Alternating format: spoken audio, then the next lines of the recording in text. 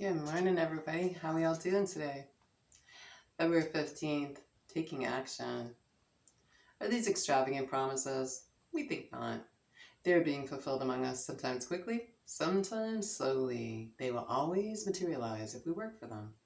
Work, work, work. Alcoholics Anonymous, page 84.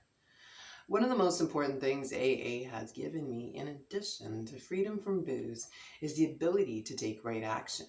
It says, the promises will always materialize if I work for them. Fantasizing about them, debating them, preaching about them, and faking them just won't work. I'll remain a miserable, rationalizing dry drunk.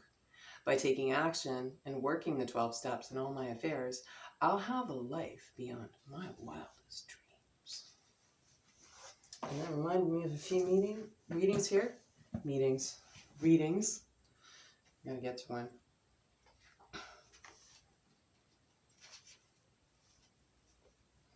This is in the big book, Alcoholics Anonymous, 4th edition. And I'm going to read just the top paragraph of chapter 5, how it works. That's on page 58. Rarely have we seen a person fail who has thoroughly followed our path. Those who do not recover are people who cannot or will not completely give themselves to the simple program, usually men and women who are constitutionally incapable of being honest with themselves. There are such unfortunates. They are not at fault. They seem to have been born that way. They're naturally incapable of grasping and developing a manner of living which demands rigorous honesty. The chances are less than average. There are those, too, who suffer from grave emotional and mental disorders, but many of them do recover. Let me try that again. There are those, too, who suffer from grave emotional and mental disorders, but many of them do recover if they have the capacity to be honest. And sometimes that just means trauma dumping in a step 10 inventory until we come to a solution. I know it's worked for me. It's gotten between me and a drink many a time. All right, now I'm going to flip over to page 83, into action. Second paragraph down. The spiritual life is not a theory, we have to live it. Unless one's family expresses a desire to live upon spiritual principles, we think we ought not to urge them. Because they're going to say, now you've joined a cult, and they won't want you in a cult. And I wouldn't want my fucking family member in a fucking cult either. And sometimes AA can be a cult. That's why I'm doing these. I'm going to get back to reading. We should not talk incessantly about them. Spiritual matters. They will change in time. Our behavior will convince them more than our words. We must remember that 10 or 20 years of drunkenness would make a skeptic out of anyone. Right? So, how many times have you heard it at meetings? But I have 6 months. They don't trust me yet.